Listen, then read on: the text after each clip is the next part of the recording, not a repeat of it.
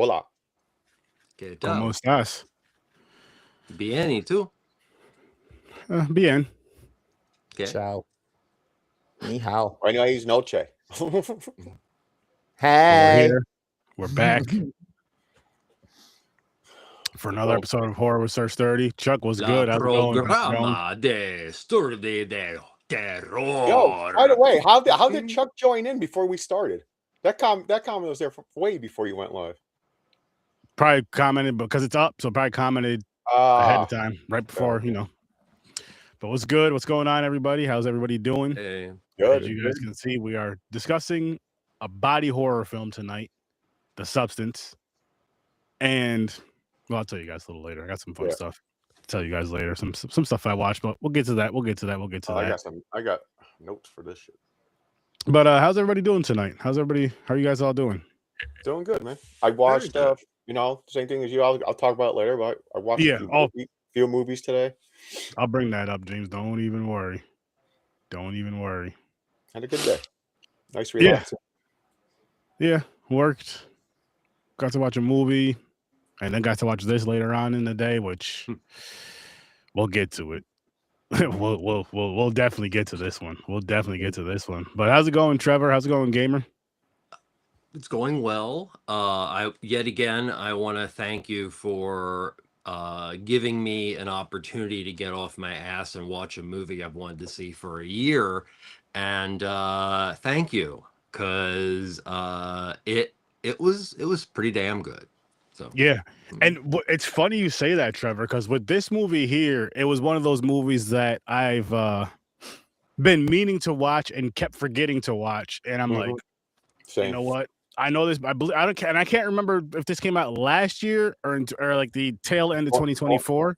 24, but it either came out early last year. 24. Or at the end of 24. Yeah, it did. 2024. So I was like, since then I've been meaning to watch the movie and didn't think about. I didn't review it, obviously. And I'm just like, you know what? I'm doing 2025 horror movies this year, so I might as well throw this one on there so I can finally freaking watch it. And I'll tell you guys this: I am glad I freaking watched this movie. Body horror is a thing. How you doing, Gamer? I'm chilling. I'm excited for this one. I told Sturdy it's going to be a good one because me and my lady found this one as just like a random pick one day. We were just like, let's just find something. And she was like, what's The Substance? Click. You know what I mean? So it just went on and we were just like, and we were talking about it for days amongst ourselves. You know, we went over to my cousin's house and just like, yo, what you guys been up to? Oh, we've been watching TV. Oh, have you seen this series? Yo, have you guys seen The Substance? And it just still, I was on with you guys, mentioned it, and I still mention it to people in passing. Nice. Yeah, this was definitely one of those. And Gamer, just because of I could see why you liked it, why you enjoyed it. I guess because the story of it and stuff. But the gore is what has me surprised that you actually liked it. Yeah, no, it was so much. I didn't think it was overly done, and dude, there's a garden hose.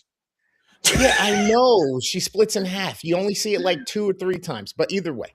The story was the main driving point of this and like the psyche part of it. So that's why I got you. Oh, definitely. Oh, it's like celebrities. It's like making fun of Hollywood. Well, I won't even say just that, right? Just people in general that to where, which, I mean, I guess we could dive into it. Their looks are more important to them than anything else in the world. So I can't say just celebrities because there's people that are.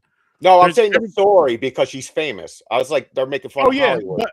But I mean, a lot of people try to live off of their looks forever. Yeah, it's a human thing. Yeah, humans since the beginning of time have been trying to figure out how to live forever. Really quick, I think this is a true story. Someone better go investigate Madonna. This guy. Oh my gosh, James! Or to have a second chance at life. With that said, though, James, what is your really? Do you really? Okay, my rating? Yeah. Okay, I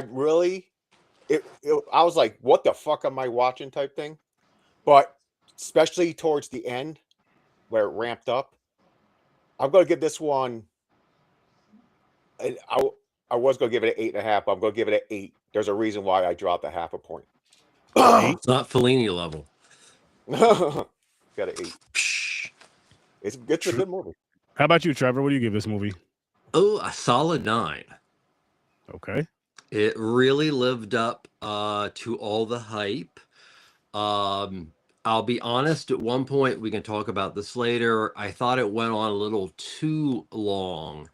But if you really start digging into the history of body horror, so many references that just, yeah, it was gloriously as absurd as the most absurd David Cronenberg.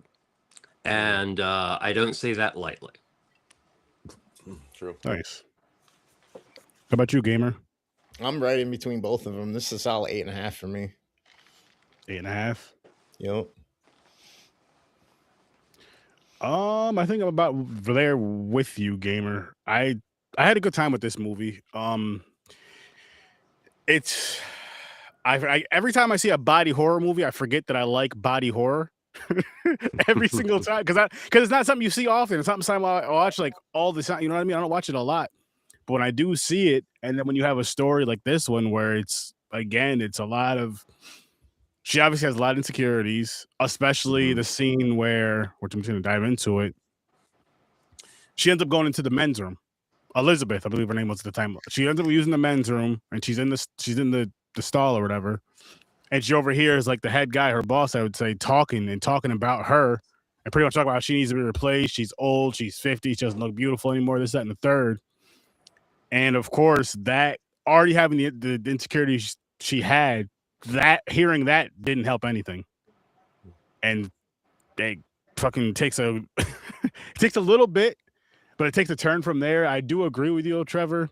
Maybe not necessarily with this build-up part of it, because you do kind of need that. But this movie did drag on for. I'm going to tell you what.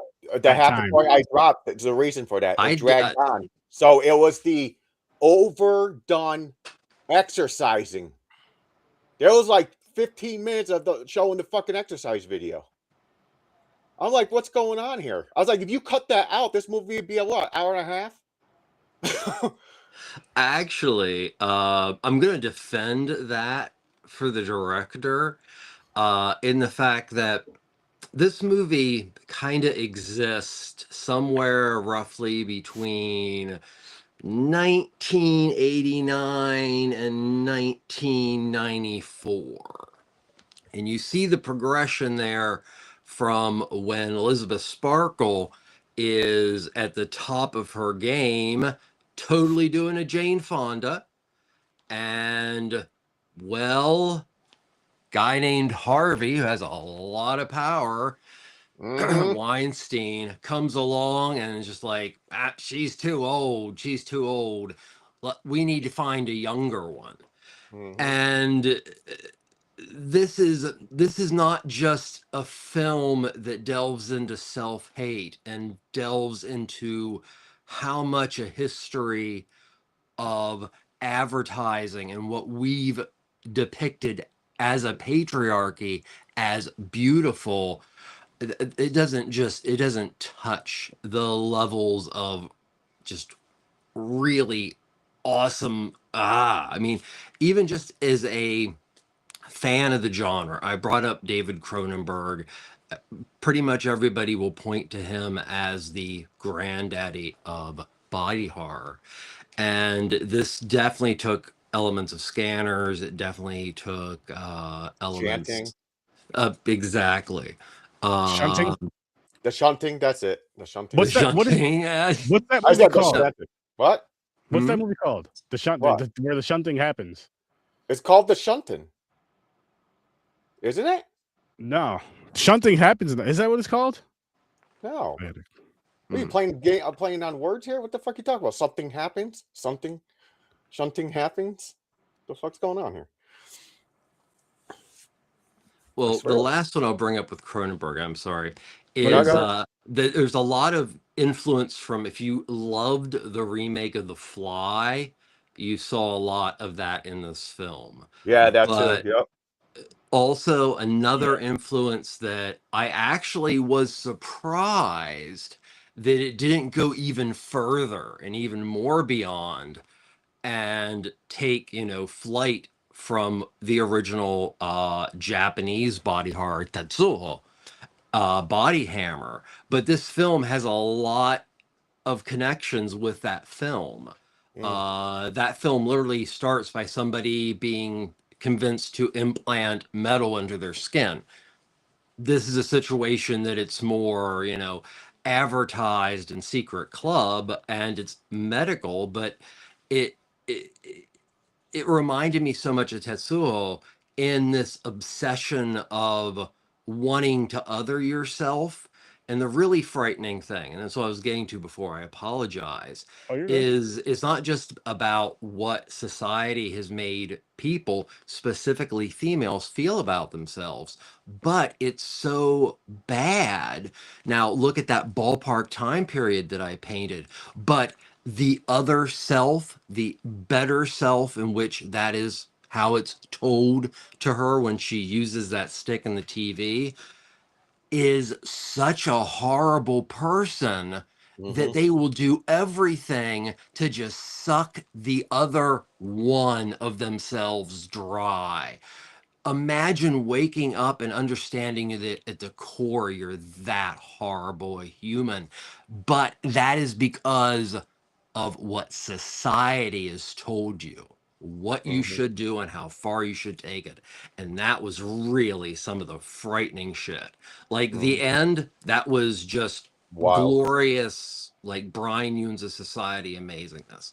But, because Trevor, because you mentioned all these movies that are connected, there is a scene that this movie popped in my head all the fucking automatically. Aaron, I hope you caught it.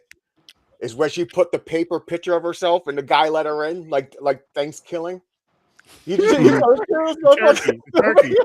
It was a super glue fucking cutout face, and he was like, "Oh, finally, come on, get in here." Because the turkey wore the girl's dad's face. But the movie that we were talking about, it was called, the movie which Trevor didn't mention, Society is what the title is called. Yes, which is also gloriously disgusting.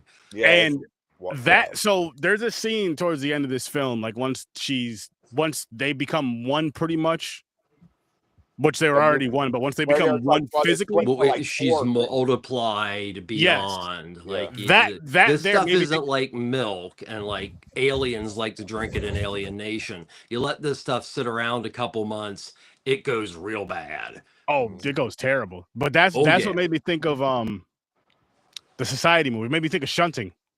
Was that? Well, it was like a big ball of just big blob, wildness. Amoeba sex blob of very rich people. I'll throw this in a comedy category. Oh yeah, Society is a biting societal satire. It's Yoon's at his very best. And it's also like presented as a dumb teen movie, which is what makes the ending so amazing.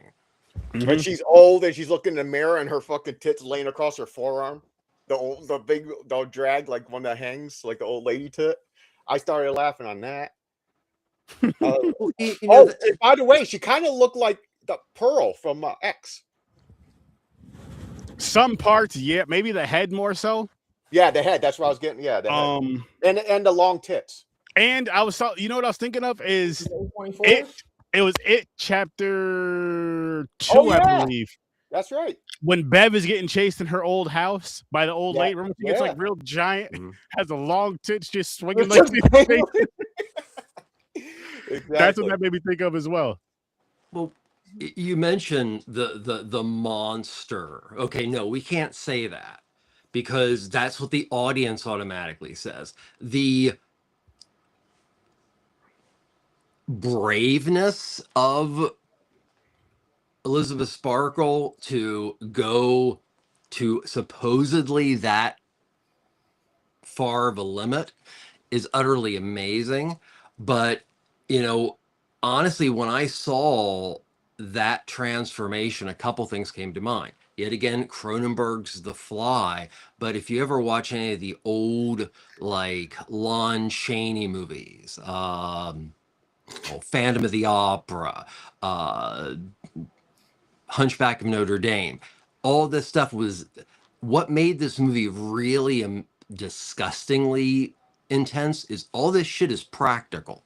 So yeah, so the not, I mean, the final monster eventually becomes, you know, an amoebus glump of anything, but that core version of her, I don't want to use monster, is so influenced by, you know, and Dick Smith. I'm just going to flat out say it, because he did some of the first bladder based special effects, and this film is almost entirely, if not entirely, practical effects. Yo, she gave birth of a tit out of her eyeball. Mm-hmm. Yep. Awesome. This boob in the eyeball seems to be something that's like pulling you back. And by the way, there was a lot of full frontal nudity of Demi Moore and I forgot her name, blanking. Oh, Qualley, yeah, her last name. Who? Yep. Oh, they were both amazing in this film. Yeah, they were. And I honestly, I think I understand why Demi got a lot more publicity, but it was a very interesting doppelganger study that they, I think without either of those two, it would not have been as good. Agreed. Yeah, no, you're right about that. You are absolutely right about that.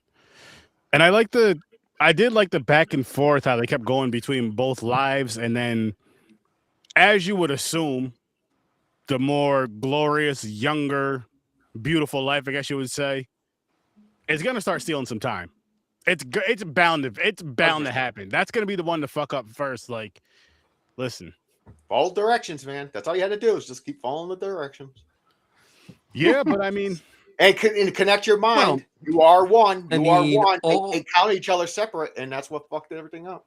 How many great horror films or horror concepts are based on the idea of something's put in front of you with very distinct directions, but if you do this, and we're like making sure you understand, it's a wonderful trope that is they even had a call common in horror films, but it shows how easily, how easily that other was desired, and you know, just how easily the other version of just horrible human being. Yo, they even had she even fucking had a call center. She called, like, what's it called when you go complain about a product? You're like, that was okay. So so there was she's approached. Okay, so we haven't even touched upon this, because apparently there is at least 2 people, maybe 3, 4, that are confirmed in the film who are also taking part in whatever this damn thing is. And well, it's like one of those like pyramid schemes. I don't know, tell a friend of a friend, but you know, she's given this stick by an orderly at a hospital after literally walking away spotless from a horrible crash. She watches it, she's like, it's absurd, and then things start going really badly, and then, ooh, I'm going to call. Well, even at that time period, if they didn't ask for a credit card, we would have hung up. But no. Okay, be here at this time, and then getting a like it was like this like Scientology meets like Tupperware thing. I don't know, but I really dug it. There was actually I forgot where it was, but there was a situation like that in real life where people would get this like either email or a little coin or something, and then it'd be like you're doing like a geo tracking hunt, you know what I mean? But then it would lead you to this, and then eventually you ended up at a certain facility or whatnot, and they were testing you, and this whole thing ended up spiraling and turning into like this cult like thing, and the whole actual intent of it was like to sell merch or something. Yeah.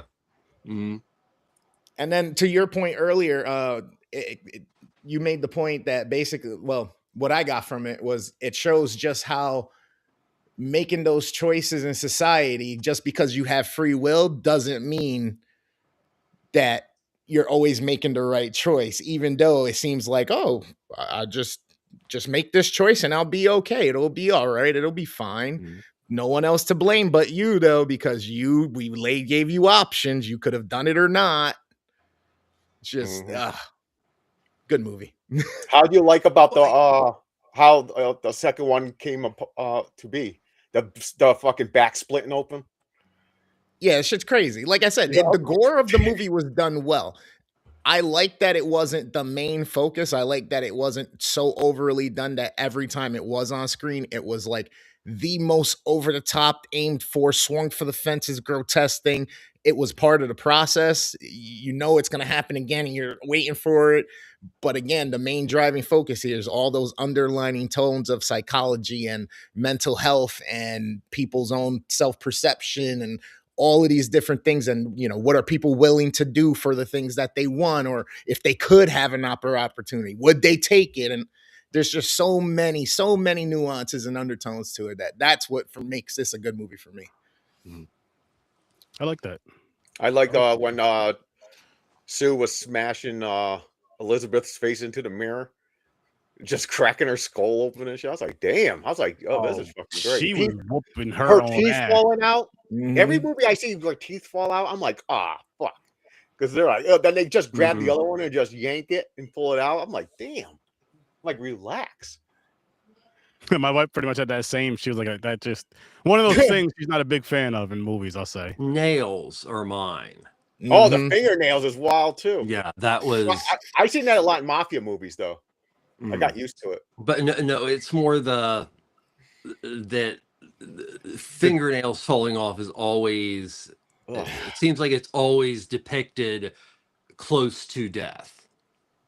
So yeah, that particular one is always giving me the, if done well, the heebie-jeebies, and this one did, because there's only one nail, and it did it at a very inopportune time. I was expecting it, and then it didn't do it, and bam. At some point in this movie, Elizabeth ended up getting my knees. She had to unlock that shit. Was she had to oh my goodness, that's beyond rheumatoid. Well, real quick, before we get talking about other things, I want to point out Coralie Fargeat, who was the writer and director of this film.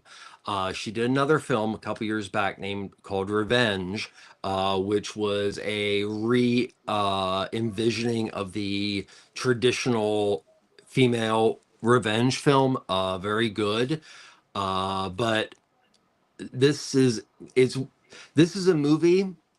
It's very important. It's very important to talk about, but it's also a little weird to talk about it without female voices, because this is a film that, you know, as I said, you know, I can talk about how, you know, horrible at the core this person is, but it's how horrible at the core this person is created by what society wants, what advertising wants, what the patriarchy wants, what, you know, Dennis Quaid as Harvey Fierstein, you know, wants.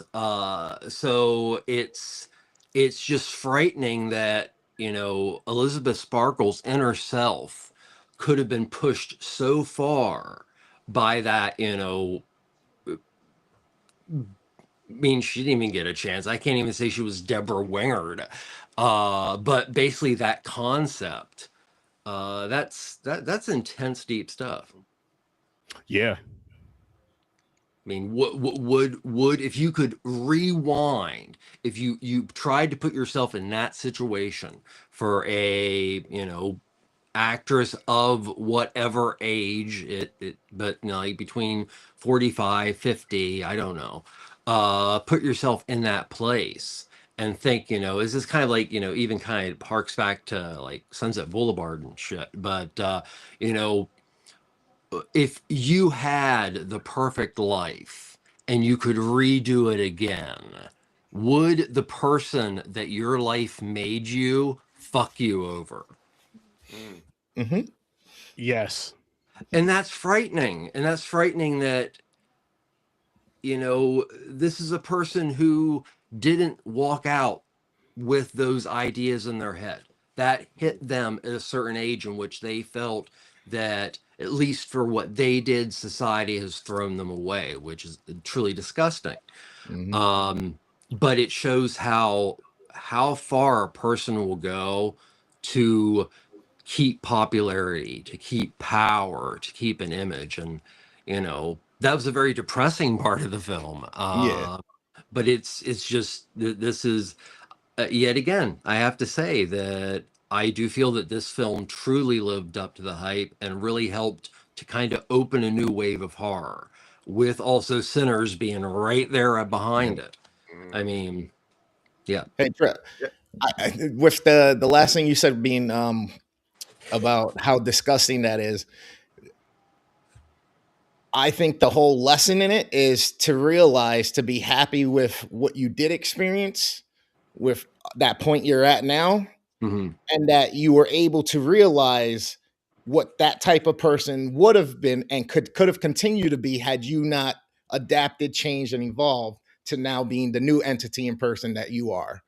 So although that was the case, now you take that and you go, okay, even though X, Y, and Z happened, even though I wish I could do this, that, and the third, I'm still good with the point that it happened, because now I'm here and now we're going forward. True. Yeah. Well, I mean, that brings this whole, you know, pass from person to person. You know, maybe this is meant to be a utopian thing. Somebody is working on something that truly would make mankind better, and people could, you know, do these things, and they figure these things out. If you look at it that way, which is totally screwed up, but look at it that way, and God, we're willing to do such horrible things to ourselves. And, you know, if it was meant as a humanitarian thing to a small group of people, wow, humans failed that basic thing. And I'm neurodivergent, and I could have even followed those damn directions. Humans are so at the core, I think this is saying, that there's no way human greed could ever just let things be the way they are. It's all a choice. Yep. When you catch yourself being greedy, you stop yourself and take the other path, the other option. Nobody else to blame but yourself. The options are there, information's there. Well, I can't say there's nobody making a choice. Blame but themselves or herself, because that's also another thing. How did she get there? But it's also making a straight-on reference to human beings. Absolutely. Yep. Literally the human condition. Yep. All the fallacies and flaws. Which makes great body horror, because body horror is also spans beyond gender too. That's, you know, one of its, you know, really interesting, you know, elements. Yeah, of course, has been used massively in films. A part I got confused. That's why we like these, because we can relate to them on some level. Yeah. The part I got confused at, though, is when she did the final call and they're like, "Are you sure you want to end it?" She pumped that body with that fucking termination stuff. And I'm like, how the fuck is she coming back to life? I thought she was gonna melt. Okay, yeah, you got a definite point there, because actually I was watching it remotely with my partner Hannah, and she brought up about, because she was a little head, was about, oh, she almost killed Elizabeth. She got like all these weird, like kung fu-esque Matrix. And I don't know where that came. I have to agree with her. I don't know where that came in the story. You know, it made me laugh. I do feel that, you know, she did learn that, you know, just because there isn't an expiration date, when it says throw the damn thing out. It says only one time only, for a reason. Well, yeah, and even says dispose of. And it's, you know, yeah, this stuff does not have a great shelf life. It's you know, and that again, you know, if you really want to like push it really far out, there is kind of an element to, the box. It's Pandora's box, but you can go from Pandora's box to the box in the mail to the Hellraiser box. There's that. It's that. There's something there. It's promising us something that we probably know at the core is BS, but our desperation to have what we don't have anymore or to take it from somebody else is enough that we'll stick our hand in that box. Yeah. Oh, that scene with the food, Chad? That shit was insane. Where she was cooking all that food and she just sits there and eats it all. And she's like, and she got mad the next day and sued this. She's like, what? She just started freaking out. She's like, what the fuck are you doing? You're just fucking. It was a good payback to her though, because again, she was at the part now where I feel she still wanted to see that younger life, but she was getting more and more comfortable with who she was. But the younger half of her, the younger part of her, kept fucking up. It was just like, all right, they started with the party. I only need a few hours, and you see what happened with that, and I'm just like, this is where shit's about to like start taking a turn for her, because all it takes is that one little inkling of greed, that one little extra second of something that you should not do, and she did, but she did a few fucking hours. She was just like, fuck this. I'm going crazy. Coming in with the jars and taking as much whatever spinal fluid. There's some Lovecraftian references there. Yeah. It was also the green stuff reminded me of we're our own worst enemy. We know how to defeat ourselves.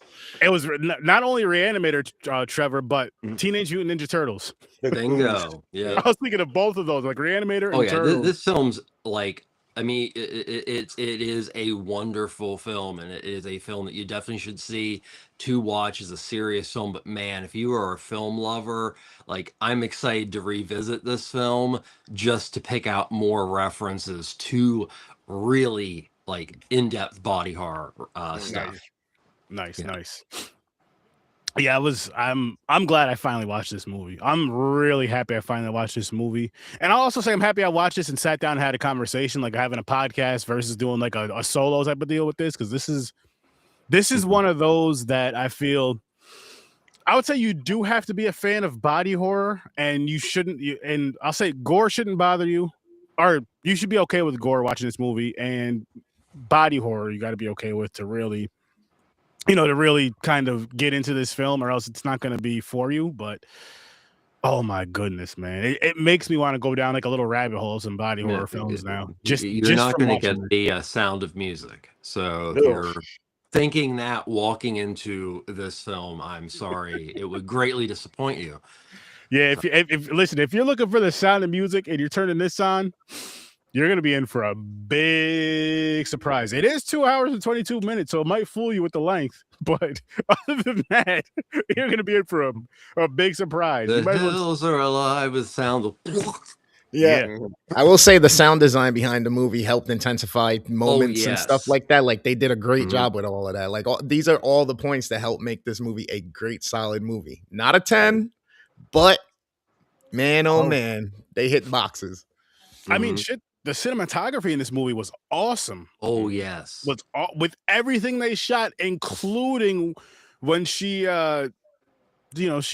had the shunt. We'll call it when she was shunting, so to speak. The cinematography for that, and then when it's like showing the crowd, like showing her and showing the crowd as she's coming up,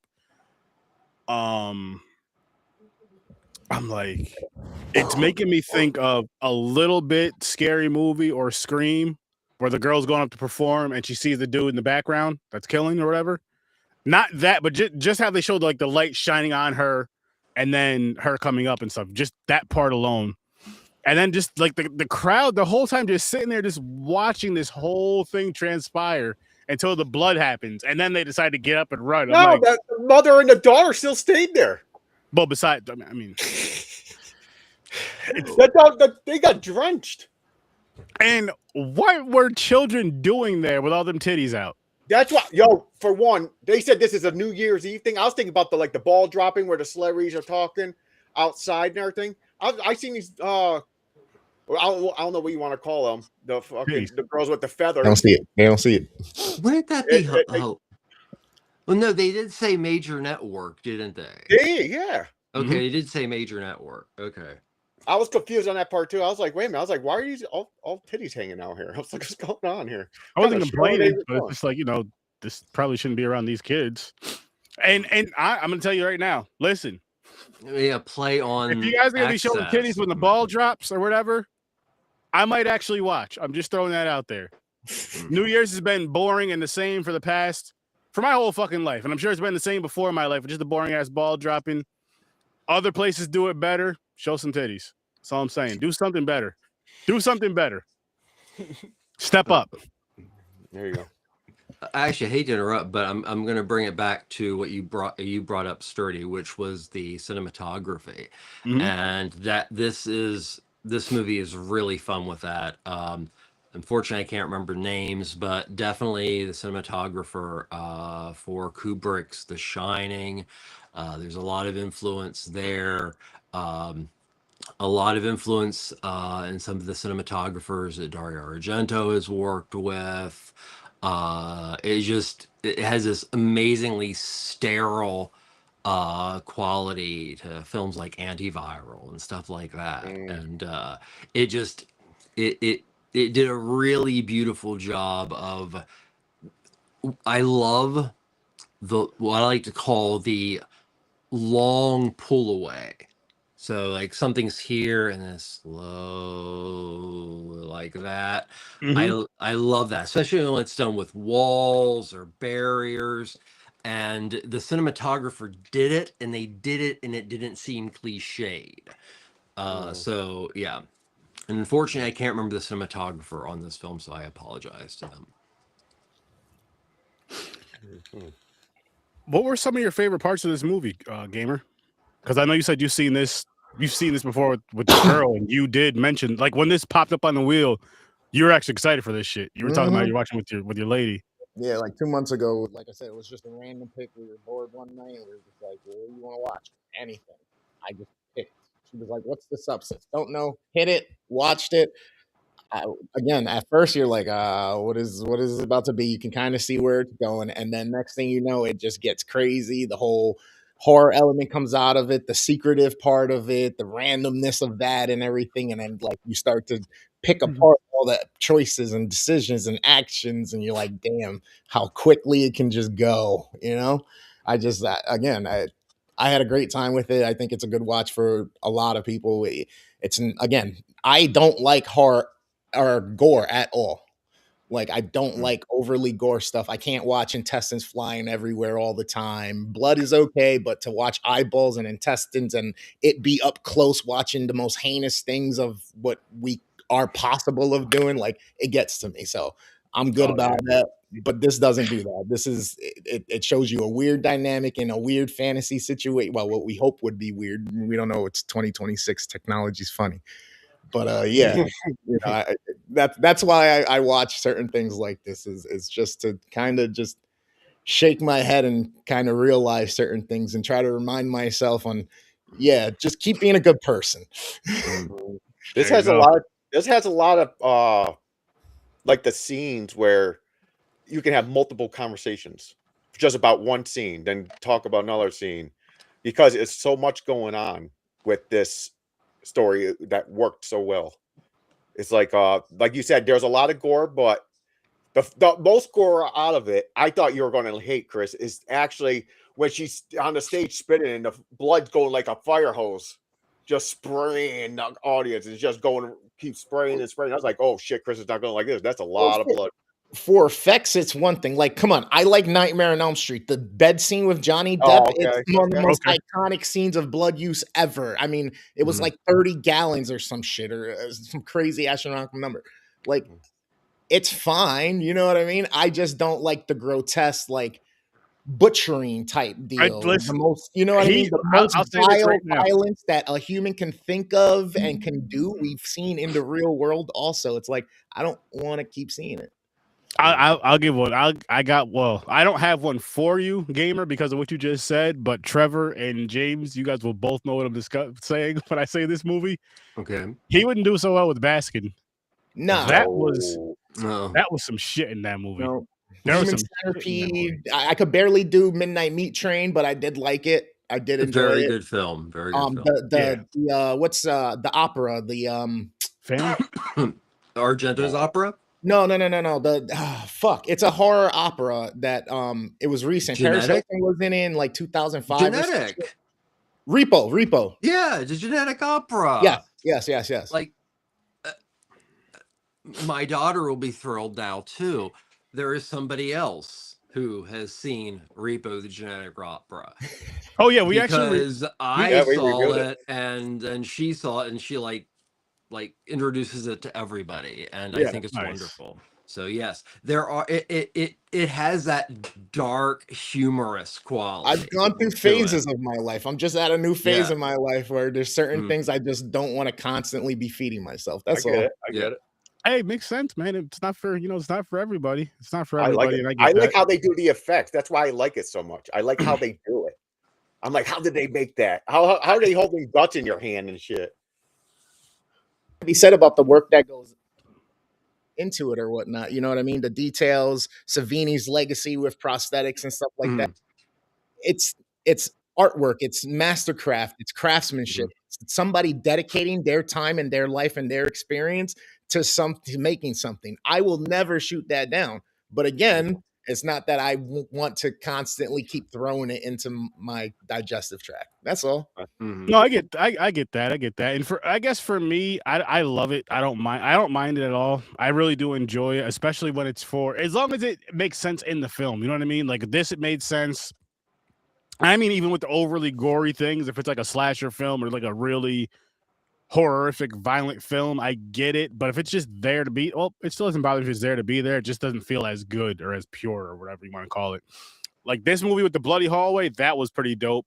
Yep. One thing earlier, I know you mentioned The Shining, Trevor. The rug in this hallway, paying homage to The Shining. I loved that. I was like, this, yes, just yes, just give me a bunch of yeses for this film. Just give me a bunch of yeses. How long is this fucking hallway, by the way? Jesus Christ. Yeah. We've all seen movies where it being overly done either takes away from the film or that's the only reason that the film was notable and you're discussing it. Not that it was good, but that's really the only thing. Like there's so many other ways to keep your baby alive with quality writing, good tasteful choices when you use the gore and the blood and the this and the that, as long as it helps keep the story going. Yeah. I mean, you can say it was about anything in a movie, but I do agree with that. Absolutely. And I do enjoy my gore, just like I love titties in movies, but it's not necessary in everything anymore. It really isn't. Like this one, it made sense. It made sense because it's a body horror film.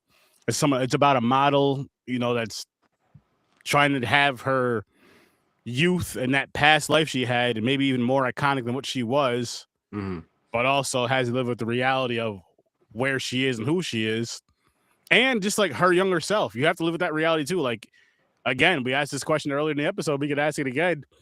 Do you trust your younger self wherever let's just say your most fit self? Because again, it's always physical. It's never mental. Not where you were mentally, but where you were physically fit, the best you were physically. Yep. Do you trust that self and that mindset of that self to be like, all right, yo, I can only be in this body for a week. Then I gotta go back to being that dude over there, that miserable bastard over there. How long before you crack it? It's like, yo, I need one more minute. I need one more hour. I need one more day. Well, you know what I mean? Like that's a lot. That is a fuck ton. And on top of that, I feel like in the beginning, because she knows she has to go back to her other body. And I like how in the beginning, how when she first changed, she was kind of having like that outer body experience where she was like still her older self, mentally, physically, she was her new self and kind of just getting used to it, and then you look over and you see the body on the ground. You're just like, you're supposed to keep the mind one. And, oh shit. and when me and my lady were watching it, that's the first thing that I was saying. I was like, damn.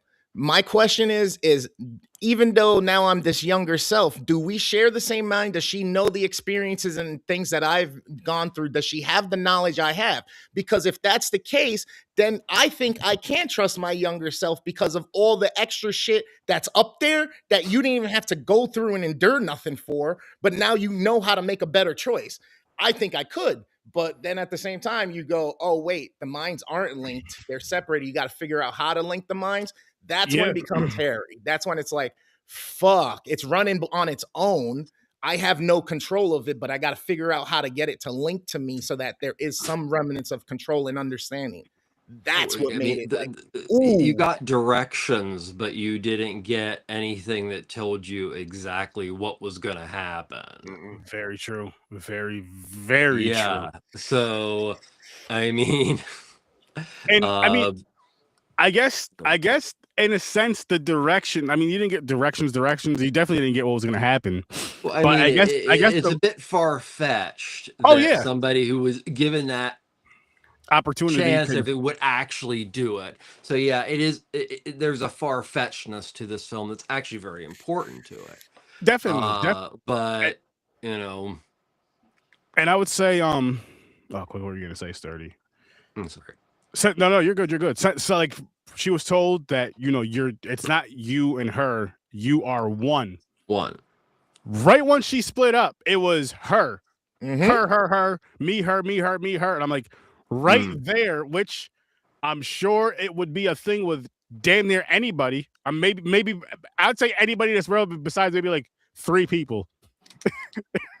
So the people that put the boxes out and gave it to the people, if they really wanted a good success for this, they needed one more step to the process. And that was to educate the new person that just came out the same way you warned the previous person, to make sure they understood the consequences of, and all these different things. Even though you didn't tell them exactly what would happen, you told them some bad shit could happen. They have a warning. They have to make a choice. Now the new person comes out, you give them that same information and let them know you can no longer exist if you fuck this up, meaning you gotta make sure y'all are one. If they would have left a care package for that new person that comes out to open and get that information, the likelihood goes up of them going, damn, their survival means my survival. I have to work with this. Nobody gonna tell me not to feed my mogwai after midnight. You know what I'm saying? Pretty much. That adolescence comes in because you let them out into the wild, but you didn't give them that one piece of information, that one little detail that makes all the difference. And what happens? Who still listens? Like, it's just because there's a lot. I'm not saying none of them listen, but there's always that, because there's this mindset without even doing this whole 2 body splits, whatever you want to call it, of that's not going to happen to me until it happens. Can't hear you, Gamer. Realize the stove is hot. That's true. Oh, that stove got hot in this movie too. She was like, "Oh shit, you got my finger looking like I'm 97 years old. I'm gonna show you, bitch. I'm gonna start cooking and eating everything, everything." What did that affect? Except for she had that hallucination where the chicken leg came out of her body. That wasn't a hallucination. I don't think it was a hallucination. And then because it was making her put on weight. Oh, okay. She didn't want to put on weight at all. Just what she was, and to kind of stay physically. It's a total separate body. She shouldn't gain weight. Well, she's resentfully doing this stuff, even though she knows that it's not going to, in the long run, affect her doppelganger. Her doppelganger is, and it is said during the promo she watches on television, her better self. The better self is like, now the better self is mad that you're not taking care of yourself and because I'm what you want anyway, and I'm living life so much better than you are, and it's just and the greed of it's also it's like a drug you take, but you only take it once, because But it's the worst type of battle because it's yourself. Exactly. So you've taken this drug. You know every button to push. Yeah, but you get a care package that basically is like your works plus, and if you do this correctly, we will keep you both happy and but you mess this up and well, sorry, it's dead DOA, there was none of that, it wasn't like in bold letters the bottom of the box, please do not. Now, Trevor, me and you were talking earlier today, and you were mentioning some music attached to this film. You want to bring that up for us or discuss that? Oh, this movie also got a bit of attention for its score, which ranges from like minimalist club music to like extreme intense bang bang bang industrial and everything in between, but this is a score that if you removed the score by this gentleman out of Sussex named Rafferty, the film would not have the power that it does. And I think that Coralie, the director, did a beautiful job using this score by Rafferty with her use of silence. And yet again, we brought up practical. You brought up the Foley work. This is also an element of filmmaking that's done by real people. So Rafferty, he's been around for a couple years. He's on Ninja Tune Records. He released one album. Let's see here. I get the right name here.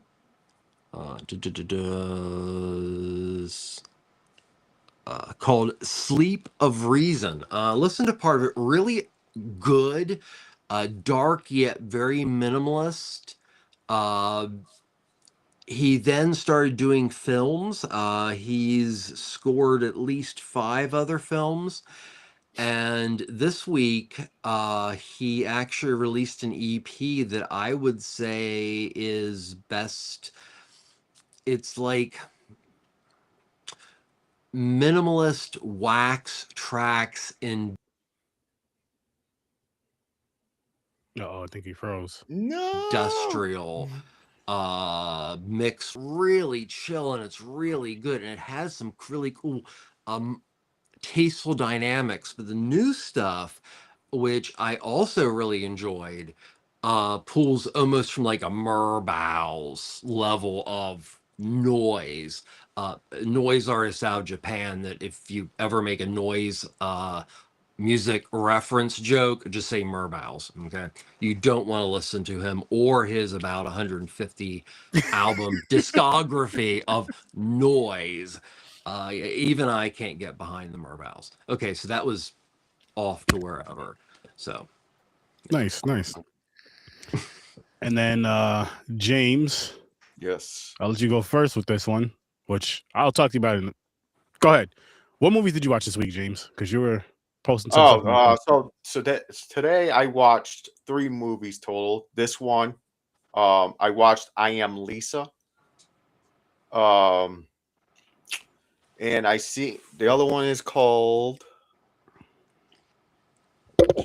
Where are you?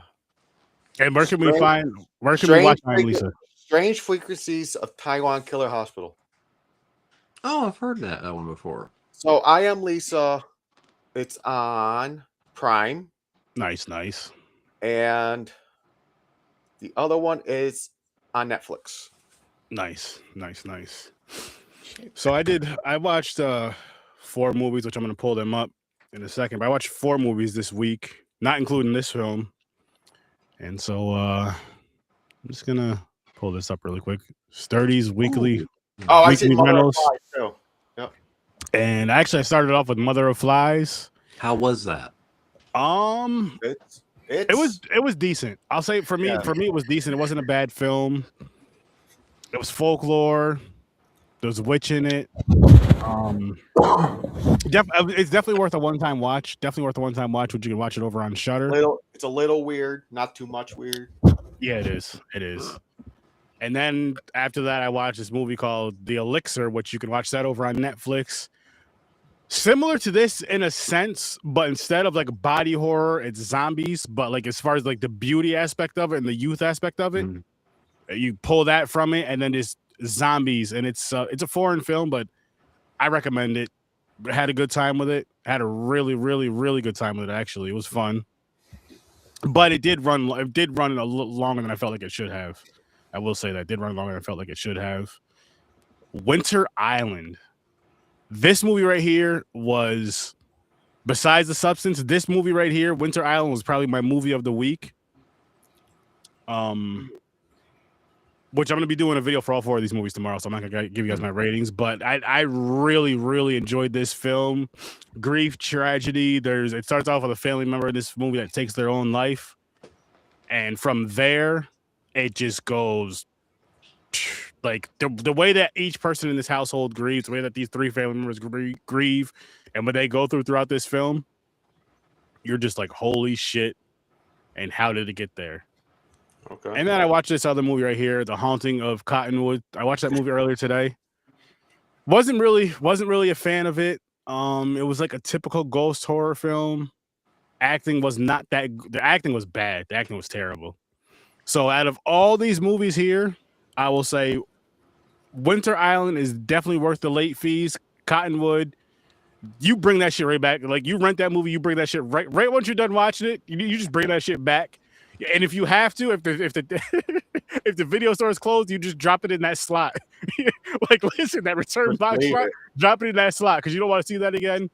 The other two, I wouldn't say they're worth the late fees, but they're worth the return on time. But Winter Island is worth the late fees. That movie was just that good, and it was over on Tubi. I'll have to check it out. In my opinion.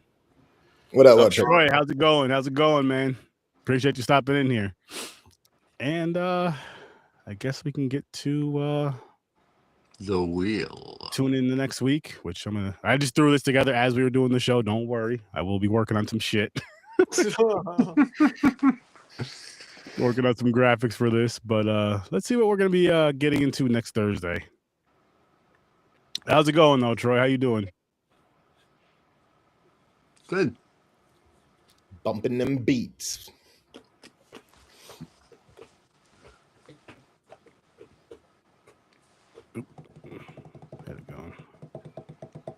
Happy to hear that, man. What's Happy up, to hear Matt? that. How are you? What's good, Matt? What's up? Sturdo Vision will be back again in March, guys. Sturdo Vision will be back again in March on Saturdays, 11 o'clock Eastern time, 11 p.m. I like that time. I'm My old ass likes that time. So, oh, shit. Okay. Oh, how do we access that? Walk. I don't know if it's available yet. We got to find out. Oh, we'll find out where it's at. Don't worry about that. But that's what we're going to be watching next week is The Long Walk, 2025 horror film. And can't wait to see it. That's another style horror movie. How Mick explained it. I'm like, yeah. Damn. I'm like, I don't. It goes into your Stephen King thing too. Some more Stephen King. Yeah. Yes. It's out on Blu-ray. All right, cool. It's probably on streaming and stuff too. I'm sure it is. We'll figure it out. But I mean, that was a good time tonight, gentlemen. That was a nice conversation about this movie. Everybody that's been in the comments throughout the show, I appreciate it. Everybody that's going to be in the comments after the show's over, after the live to rewatch, I appreciate it. Thank you all. And make sure you check out Fade Theory. Make sure you check out WorstDamnGamerEvr. Make sure you check out Ambassador Media. Make sure you check out Popcorn and Pints. Make sure you check out the Scene Snobs. Make sure you check out Horror Research 30. Be back here every Thursday at 8 o'clock Eastern time. Troy Hill Talk. Troy Hill Talks. Go check him out as well. The Video Store Clerks. You got to go check them out. And let me show you guys what we're doing this Saturday on Popcorn and Pints. Bam, you guessed it. Good Boy and Coyotes at 9 o'clock Eastern time. And I got to tell you guys something important. Popcorn and Pints. This is our last Saturday at 9 o'clock. our last Saturday at 9. We're jumping back to 8 o'clock, moving back. It's just I pod with a bunch of old people. They just cry and complain once it gets past like 9:01, 9:02. So we're gonna push it back an hour. What did you say? Huh? What? We're gonna push the show back an hour for popcorn and pints, and still give you a great time, great energy. And we have a lot of dope shit over there coming up. You know, we're doing the Stephen King thing. You know, we're doing the Nolan thing, and you know, we're doing Batman vs Superman, all the way up to Supergirl. So just be on the lookout for all that and much, much more. Thank you guys.